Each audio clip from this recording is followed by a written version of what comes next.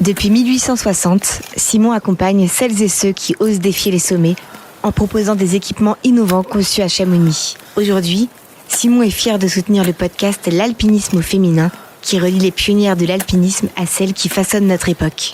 Learn from altitude. Saison 2. Une histoire de l'alpinisme au féminin. Des cordées symboliques, proposées par Mountain Path et la marque Simon. Les femmes ont toujours bravé les montagnes, façonnant l'histoire de l'alpinisme avec courage et audace. Pourtant, leurs exploits sont souvent restés dans l'ombre. Faut-il constituer des cordées 100% féminines pour apprendre et s'émanciper ? C'est la question que l'on se pose aujourd'hui. Pour y répondre, nous avons choisi d'encorder Claude Cogan et Tiffaine Dupérier.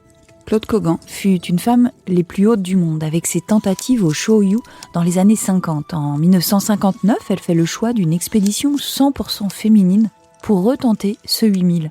Un choix vraiment audacieux. Tiffaine Dupérier est skieuse de pente raide, guide de haute montagne et himalayiste. Qu'elles sont souriantes, les femmes de l'expédition menée par Claude Cogan vers le Shōyu, toutes de rose vêtues. Malheureusement, deux d'entre elles sont en route vers un destin tragique. Claude naît en 1919 à Paris dans une famille pauvre dont elle est assez tôt séparée pour vivre en orphelinat en Belgique. Elle quitte l'école à 15 ans pour suivre une formation de couturière. Elle est embauchée dans un grand magasin du centre de Bruxelles et épousera certainement le fils du patron. Un destin tout tracé ? Eh non, car sa vie est déjà tournée vers la montagne. Elle a découvert l'escalade dans les Ardennes belges et a tout de suite aimé grimper en tête. En 1942, elle rejoint Nice en zone libre. Elle rencontre l'amour de sa vie, Georges Cogan, qui lui a fui la Russie avec sa mère. Un petit groupe de grimpeurs, dont Georges, se retrouve au pied du Baou de Saint-Janet, un rocher au-dessus de Nice. Claude, du haut de son 1m53, fait impression par son aisance et sa fluidité sur la paroi.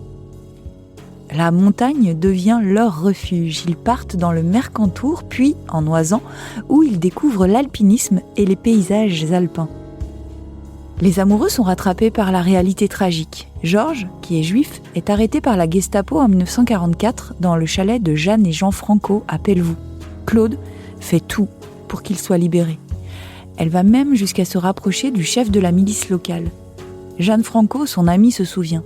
Lorsque Georges a été arrêté, Claude était prête à tout pour le sortir de là. Elle s'est compromise avec Vallée. Elle s'est exposée avec lui. Elle s'est montrée dans les bars. Georges a été libéré. Alors Claude a plaqué Vallée et l'a rejoint. On l'a accusée d'être collabo, mais heureusement, elle a été blanchie. Claude et Georges se marient en novembre 1944. Ils reprennent l'entreprise Nice Tricot et Claude crée sa propre ligne de maillots de bain. Nouvelle épreuve pour le couple. Elle fait une fausse couche. Elle n'aura pas d'enfant. Après les sommets de l'Oisans, elle réalise des courses d'envergure dans le massif du Mont-Blanc. En 1946, la face nord des Drues. En 1947, la traversée des Aiguilles du Diable, l'arête des Grands Montets. En 1949, l'arête de l'Aiguille Noire de Peutret. Son mari évoque son talent dans une lettre adressée à Lucien Devy, dirigeant de la Fédération française de la montagne et fondateur du comité de l'Himalaya. Je profite de la présente pour vous envoyer notre liste de courses annuelles. L'ordre de la cordée y est respecté et j'attire votre attention sur le fait que presque toutes les courses ont été conduites par ma femme, qui non seulement a toujours été à la hauteur de la situation, mais avait l'initiative entière dans la conduite des courses. Dans les Dolomites, est arrivée à vaincre en toute sécurité des passages que j'étais bien incapable de franchir en tête. Assez rapidement, Georges ne supporte plus Chamonix, il s'y sent à l'étroit. Ils préparent ensemble une expédition au Pérou.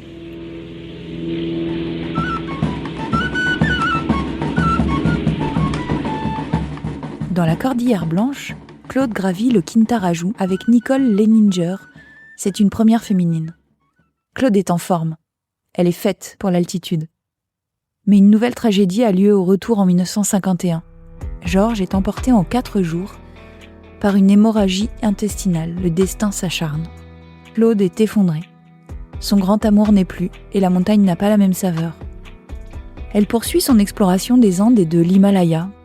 Elle fait la première ascension du Noun, 35 mètres, avec Pierre Vito. C'est une femme de conviction. C'est une alpiniste passionnée. Elle fait une tentative remarquée avec Raymond Lambert sur le Shōyu. Ils atteignent 7700 mètres d'altitude. la tentative est avortée à cause du mauvais temps. Toujours avec Raymond, elle réalise la première du Ganesh Peak, à 7422 mètres. En 1954, après la tentative au Shoyu, Claude Kogan est évoqué en termes élogieux par la presse. La meilleure alpiniste du monde est française. Claude Kogan, la femme la plus haute du monde, est en première page du magazine Elle et du journal Le Monde. Portée par cette première tentative, elle décide en 1959 d'organiser une expédition internationale entièrement féminine au Shoyu. L'entreprise est novatrice, ambitieuse. La cordée est composée de 12 femmes de différentes nationalités, 4 françaises, 3 anglaises, 3 népalaises, une suissesse, une belge, toutes alpinistes confirmées. Le comité de l'Himalaya est partagé, il n'accorde pas son patronage mais accepte une participation financière.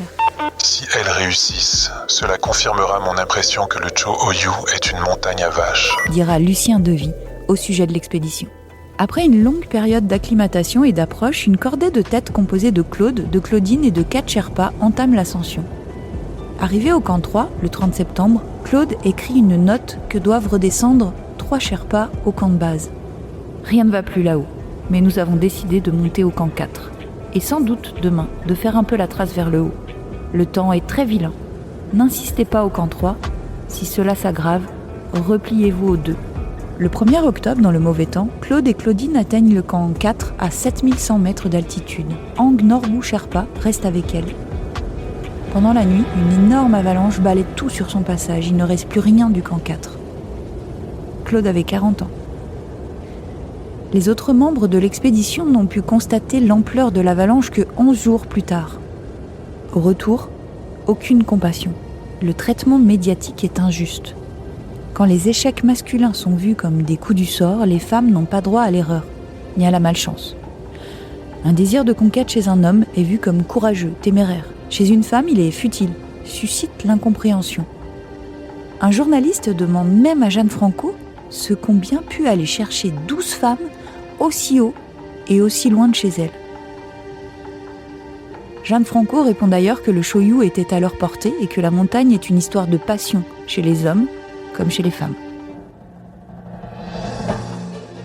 Micheline Rambaud écrit dans son livre Un voyage sans retour : Pourquoi ? Pourquoi un effroyable hasard t'a-t-il fait rester là-haut au lieu de redescendre ? Une telle erreur de jugement, pourquoi, toi, si prudente, avoir sous-estimé ce mauvais temps qui en 2 heures a déferlé ? Pourquoi ? La nièce de Georges Kogan évoque plutôt la part de détresse d'une femme amoureuse. Avoir eu un enfant de Georges aurait été une façon de garder un lien avec lui. Est-ce que sa frénésie d'expédition était une façon d'essayer de le retrouver quand le destin s'acharne ? Learn from altitude. Pour Tiffaine Dupérier, le destin est plus doux. Elle s'amuse et s'engage, elle descend des rivières en kayak et des 8000 en ski. Elle vit intensément, sans se prendre la tête. Elle est aujourd'hui guide et pisteur secouriste et puise sa motivation dans la découverte et le partage en toute discrétion. Donc Tiffaine est une skieuse de pentraide en haute altitude, où 4 virages essoufflent autant qu'un derby. Les sommets lointains la font rêver. Partir les découvrir est une de ses activités favorites. À ski, sur les pentes du Shishapangma, en Inde, sur le superbe Nun, autant d'aventures qui nourrissent les prochaines. Des cordées symboliques.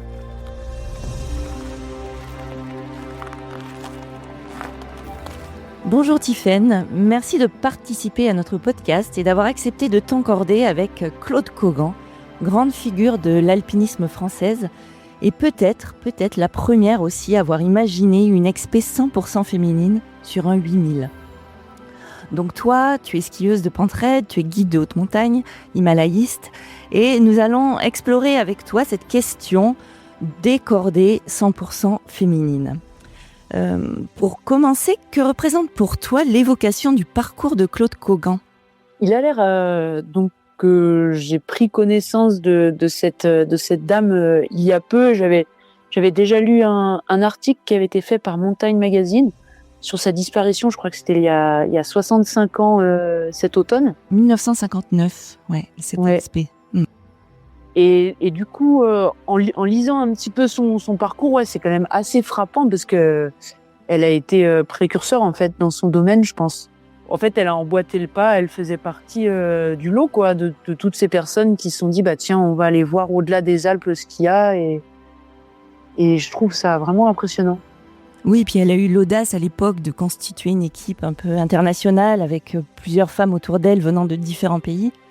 Et c'était pas dans l'air du temps, en tout cas pas pour les femmes, qui avaient peu de place à l'époque dans les expéditions sur les 8000. Ouais, et en plus, j'ai lu aussi qu'il y avait eu beaucoup de controverses autour de cette expédition, parce que même carrément, je crois que Lucien Devy avait dit si le Shōyū est gravi par cette expédition 100% féminine, il déclarerait que ce serait vraiment une montagne à vaches, quoi. Donc, elles avaient eu un accueil et un soutien assez limité, quoi. C'est vrai que l'accueil a été très froid, voire méprisant. Ça a été très dur en amont pour réunir les fonds. Et à leur retour, en plus, ça a été un échec, cette expédition, puisque Claude Cogan est morte sur la montagne. Et on a beaucoup dénigré leur expédition. Il y a eu cette fameuse phrase, effectivement, de Lucien Devy qui dit « Si elle réussit, cela confirmera que le Shōyū est une montagne à vaches. » Ouais, c'est assez fou. Et envers et contre tout. Malgré tout ça, toute cette pression un petit peu négative, elles sont parties, elles l'ont fait, elles sont quand même montées très haut sur la montagne. Et puis malheureusement, voilà, les aléas ont fait que ça n'a pas marché. Mais en tout cas, voilà, ça reste comme. J'ai l'impression que ça restera une belle tentative sur un gros sommet, quoi. C'est sûr. Et selon toi, est-ce qu'on peut dire que les performances des femmes sont souvent minimisées, ou l'ont été, ou le sont encore ? Je pense que, en tout cas, elles ont pas eu la place qui leur était, la place qu'elles méritaient vraiment, parce que d'une part, j'ai pas beaucoup de recul sur l'époque, vu que moi, je viens quand même d'une génération où je pense que finalement, c'est très facile pour nous à notre époque. Enfin, en tout cas, je parle pour moi personnellement. J'ai pas l'impression de vivre quelque chose de difficile à ce niveau-là, mais je pense que pour elle, oui, c'était vraiment compliqué. Et il y a eu pas forcément une minimisation, mais je pense en tout cas des gros oublis de la part de la presse, de l'histoire en général, de la littérature. Et je trouve ça vraiment bien de remettre un peu en lumière ces choses qui sont passées, qui ont existé. D'en reparler maintenant, je pense que c'est vraiment important parce que, voilà, on leur rend un petit peu justice. Oui, c'est l'idée de leur rendre hommage parce qu'elles ont eu ce courage à l'époque. Est-ce que toi, tu dis plutôt non, mais est-ce que tu as ressenti parfois cette même chose, cette forme de minimisation des exploits féminins, ou pas du tout, justement ? Non, moi, j'ai eu beaucoup de chance dans mon parcours. J'ai vraiment, toujours été très bien accueillie par tout le monde, que ce soit homme ou femme. Je pense que quelques-unes de mes collègues ont pas eu cette chance, j'imagine, puisque c'est un thème, puisque c'est quand même quelque chose qui existe, un petit peu de défiance entre deux genres. Mais moi, non, j'ai quand même eu, des amis qui ont fait aucune différence entre le fait que je sois un homme ou une femme. Peut-être que c'est dû aussi à ton parcours familial, amical autour de toi. Qu'est-ce qui t'a amené à l'alpinisme, Tiffaine ? C'est assez difficile à expliquer. Mais en fait, ce qui m'a amené à l'alpinisme, basiquement, en fait, c'est avec un guide au collège qui organisait des mercredis escalade, voilà. J'ai commencé par l'escalade et avec du ski de randonnée avec mon père. Et je pense que de là, j'aimais beaucoup passer du temps en montagne, tout simplement. Et puis, je pense que j'ai eu envie un petit peu de voir ce que j'étais capable de faire au-delà du ski de randonnée et de l'escalade. Donc, voilà, gentiment, avec des amis, j'ai commencé l'alpinisme. Et tu fais aussi pas mal de haut niveau maintenant. Tu t'élances en ski sur les pentes des 8000. Peux-tu nous expliquer les avantages et les risques de cette pratique à très haute altitude ? Vous voulez dire le ski ? Ouais, le ski, le fait de skier des pentes sur des sommets de plus de 8000 mètres. Alors, je sais pas si vraiment, ça offre un gros avantage parce que avec un peu de recul, il faut porter des chaussures qui sont pas forcément très confortables et plus lourdes que des chaussures classiques, plus froides. Les skis, c'est lourd aussi. On a peut-être l'avantage de descendre un peu plus vite, mais au final, c'est quand même une bonne dépense d'énergie aussi. Et je me rends compte que le parapente, ça a l'air beaucoup plus avantageux que le ski. Donc voilà, mais en fait, c'est simplement le rêve un peu de descendre une belle ligne sur un très haut sommet. Ça reste une histoire de rêve, je pense, un peu à la base. Et le fait de devenir guide de haute montagne, c'était aussi un rêve pour toi ou c'est venu comme ça naturellement ? Oui, je pense que c'était un rêve. Ça c'est sûr. C'est quelque chose que j'avais en tête, dans un petit coin de ma tête quelque part. Et puis moi j'ai eu la chance de faire les équipes de la FFCAM, donc le groupe Excellence d'alpinisme national. Et c'est là, aux côtés des encadrants, donc qui étaient Christophe Moulin, Stéphane Benoît, Frédéric Jantet, Patrick Pessy. À l'époque, tous ces gens nous ont juste ouvert les yeux, enfin en tout cas m'ont ouvert les yeux personnellement sur le fait que c'était possible. Voilà ce que j'avais un peu dans le coin de la tête. C'était possible. Il fallait juste bosser un petit peu, être motivé et puis ça, voilà. Est-ce que tu penses que les femmes se mettent des barrières par rapport à ça ? Elles osent moins aller vers le métier de guide. Elles sont quand même largement sous-représentées dans la profession. Alors, oui, je pense que certaines femmes se mettent des barrières, certaines femmes qui pratiquent beaucoup. Il faudrait poser la question en fait à celles qui avaient le niveau et qui ne l'ont pas passé. Mais oui, c'est possible. Je pense qu'il faudrait vraiment faire une étude plus large pour confirmer tout ça. Après, je pense que si on a des rêves et si on est entouré des bonnes personnes, ces barrières, elles peuvent rapidement tomber. Du coup, dans ce groupe-là de FFCAM, là, tu étais entre filles ou c'était des groupes mixtes ? C'était des groupes mixtes. D'accord, voilà. Donc pas de différence. Nous, pas de différence. On était 3 filles, je pense, pour 6 garçons. Je pense quelque chose comme ça. Et pour revenir à des choses un peu plus personnelles, est-ce que tu as peur en montagne ? Oui. Oui, j'ai souvent peur, très peur même, de ce qui peut arriver. Après, en expédition, en général, on est plutôt dans un mode où en fait, c'est quelque chose de très différent. Enfin, je trouve que c'est très différent de la pratique qu'on peut avoir dans les Alpes. Parce qu'il y a une histoire de curseur par rapport à sa peur, je pense. Si à un moment donné on veut réussir, il faut être capable de pousser un petit peu le curseur, quand même. Voilà, d'être capable de composer avec cette peur et puis avec les éléments, tous les signaux qui nous font peur autour. Il faut être capable de monter un petit peu le curseur pour pouvoir y arriver. Et justement, dans l'histoire de Claude Cogan au Shōyū, dans les interprétations qu'il y a pu y avoir après leur accident et donc la mort de Claude Cogan, on a pensé qu'à un moment, peut-être, elle s'était mis trop la pression pour réussir parce que ça avait été tellement difficile de monter cette expé, elles avaient tellement de choses à prouver que peut-être elles sont allées un petit peu loin, elles n'ont pas assez écouté leur peur et pas assez observé ce qui se passait autour d'elles. Est-ce que ça arrive ? Est-ce que c'est une possibilité aussi ? C'est que pour les femmes, cette pression soit un peu supplémentaire ? Alors elles, dans leur cas, c'est vraiment très particulier. Je pense que le contexte, il faudrait vraiment lire et bien se documenter sur cette expédition pour comprendre tous les tenants et les aboutissants. Parce que voilà, les peurs qu'on peut avoir en montagne, elles sont, je pense que dans leur cas, pas forcément dues rien qu'aux éléments. Comme tu dis, il y avait une forme de pression déjà extérieure. Et qu'elles étaient vraiment tentées par un sommet à tout prix. Est-ce que c'est ce qui s'est réellement passé? Difficile à dire, mais en tout cas, elles avaient fait une belle progression.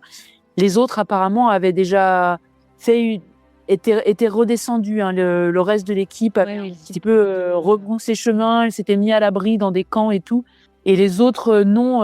Donc avec sa compagne de cordée, c'était Claudine Van der Straten. Van der Straten, voilà, exactement. Et voilà, elles n'ont pas choisi de faire demi-tour parce qu'elles étaient déjà arrivées haut. Il y a peut-être ça aussi. Elles avaient déjà atteint un bon point sur la montagne. Peut-être qu'elles avaient estimé qu'elles étaient à l'abri et que ça allait passer. Oui, l'attrait du sommet, peut-être. Ouais. En haute montagne, on est quand même sujet. Enfin, on fait des choix souvent avec la fatigue.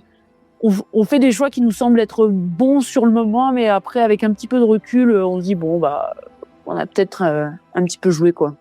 Difficile de garder le discernement. Tiffaine, pour revenir à toi, quelle est la course qui t'a le plus marqué?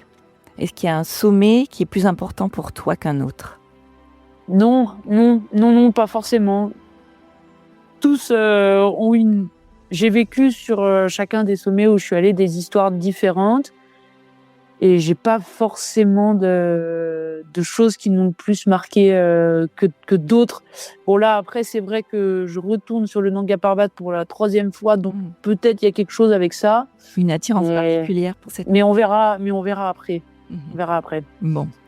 Même si c'est pas exactement ta pratique, mais selon toi, est-ce qu'il faut constituer des cordées 100% féminines pour s'émanciper de la tutelle des hommes? Pour s'émanciper de la tutelle des hommes, je pense qu'il faut pas le voir comme ça. En tout cas moi personnellement, parce qu'en fait, la personne avec qui je pars le plus en montagne et avec qui j'ai réalisé quand même tous les plus gros objectifs que j'avais, c'était un homme. Je n'ai jamais ressenti de tutelle ou on va dire de paternalisme ou je sais pas quel autre truc. J'ai toujours senti avec tous les hommes avec qui j'ai pu partir en montagne on était une équipe, quoi. Une forme d'air, il y avait complètement égal et il y avait une entraide, quand l'un va mal, l'autre va prendre le relais et je pense que en fait c'est dire s'émanciper de la tutelle des hommes, c'est trop. On peut pas généraliser comme ça les choses parce que chez les femmes, il y a et aussi bien chez les hommes, il y a des personnes qui sont et des personnes sympas et des personnes moins sympas. Voilà. Après, si le fait de constituer des cordées 100% féminines peut aider des femmes à trouver leur place et à faire ce qu'elles aiment le plus possible, oui, bien sûr, il faut le faire et il faut en profiter parce que maintenant, il y a quand même plein de façons de le faire. C'est quelque chose de beaucoup moins difficile qu'à l'époque de Claude Cogan. Ça, c'est sûr. As-tu été inspirée par une femme? Est-ce qu'il y a des femmes qui t'ont inspirée dans ton parcours? Je pense qu'on peut pas ne pas parler de Catherine Destivelle. Parce que vraiment, elle a été une figure. Enfin, c'est une figure incontournable. Cette femme, elle a quand même tout fait. Et elle a été dans tous les domaines, elle a brillé. Je pense aussi à une femme qui s'appelait Alison Hargreaves. Oui. Qui est décédée, je crois, dans une hivernale. Oui, on en a parlé aussi un petit peu. Ouais. Voilà, donc ça, c'est qui a été beaucoup décrié à l'époque, justement. Ouais. Parce qu'elle était maman. Oui, parce qu'elle avait 2 enfants, c'est ça? Ouais. Voilà. Et du coup, ça a été très médiatisé et on lui a pas laissé beaucoup de chance. Les articles et les commentaires après son décès ont été assez impitoyables pour Alison. Ouais. Donc du coup, oui, voilà, il y a quelques noms comme ça. Après, je pense aussi aux femmes qui ont fait la course au 14 8000. Donc Je pense à Nives Meroy aussi, qui est encore très active en Himalaya, qui fait encore plein de choses super. Ouais, ça c'est des noms que j'ai lus dans des magazines petites, voilà, que je retrouve que je revois de temps en temps, ou que je revois même souvent. Et oui, ça c'est elles font partie des quelques noms qui me viennent à l'esprit. Oui, t'en connais pas mal du coup, plus que d'habitude, c'est bien. C'est vrai que Nives Meroy, elle a une pratique incroyable, une éthique et un parcours de vie juste hallucinant, quoi. Juste hallucinant. Elle a quand même, elle a réussi les 14-8000. Elle fait encore beaucoup les 14-8000 dans un style vraiment très propre, quelquefois en ouvrant des voies. Encore maintenant, elle part en expédition. C'est avec son compagnon. Hein. Oui, elle a tout fait. En fait, c'est la première cordée à avoir fait aussi les 14-8000 en tant que cordée. Ouais. En tant que cordée, c'est ça qui prouve justement. En plus, c'est un bel exemple parce que voilà, dans leur cas, bon, c'est un peu différent parce qu'ils sont en couple, mais ça fonctionne, quoi. Ouais, c'est chouette que tu en parles parce que moi, c'est vraiment une figure que j'admire beaucoup. Pour terminer, qu'est-ce que tu donnerais comme conseil à une jeune fille qui voudrait se lancer en alpinisme aujourd'hui ? Eh ben, c'est un peu prétentieux de vouloir donner des conseils, mais moi, je pense que si vraiment on a si on a une réelle passion, quelque chose qui nous tient à cœur, pour lequel un élément, quelque chose dans lequel on se sent bien, qui nous rend heureux, il faut tout faire pour en profiter et puis garder le cap, sortir en montagne et puis et avancer dans cette direction. Oui, voilà. Cette forme si ça rend les gens heureux de le faire, qu'on y prend du plaisir, qu'on se sent grandir, qu'on se sent évoluer, dans cette pratique, il faut pas hésiter, quoi. Il faut le faire. Faut le faire, faut y aller. Voilà. Pour terminer sur Claude Cogan, en quoi son parcours peut encore inspirer aujourd'hui, bien longtemps après ? Parce que je pense qu'elle devait avoir un sacré caractère. Ça, c'est sûr. Et ça a l'air... elle a été, je pense, une femme qui était un petit peu visionnaire, je pense, pour son époque. Elle y a cru, elle a voulu être pionnière dans ce domaine, hein, quand même, dans cette histoire de cordée féminine. Maintenant, il y a beaucoup de groupes que de femmes. On a l'impression que c'est nouveau, mais en fait, non, pas du tout, quoi. Elles étaient là avant nous et je pense qu'il faut s'inspirer de ces femmes pour ça. C'est parce qu'elles avaient une vision de la montagne pour tous et elle y a cru. Je pense que c'est en ça qu'il faut s'en souvenir et continuer de s'en inspirer. Oui, elles ont été avant-gardistes et elles sont un exemple, c'est sûr. Ouais, avant-gardistes, j'ai l'impression. Eh ben, écoute, merci beaucoup Tiffaine d'avoir échangé avec moi aujourd'hui. Super. Merci Tiffaine. Trop bien. Bye. Allez. Learn from altitude. Des cordées symboliques. Le prochain épisode poursuivra l'exploration de cette histoire de l'alpinisme au féminin en encordant Nives Meroy et Sophie Larreau. La haute altitude est un monde à part, avec ses codes, avec ses règles, avec son âpreté, ses enjeux, son business spécifique. Nives et Sophie ont réalisé chacune à leur manière l'incroyable défi de l'ascension des 14 sommets de 8000 mètres, réussi par très peu d'humains. En les encordant, nous allons découvrir qu'il existe plusieurs manières d'atteindre un sommet de haute altitude. Un voyage dans l'oxygène rare avec une question. Pourquoi vouloir aller toujours plus haut ? Learn from altitude. Produit par Mountain Path avec Simon et réalisé par Globule Radio. Scénario Jessica Compois. Mixage Kirstine Mackenzie. À découvrir. Une histoire de l'alpinisme au féminin. Avec Stéphanie et Blaise Agresti aux éditions Glénat. En partenariat avec Simon.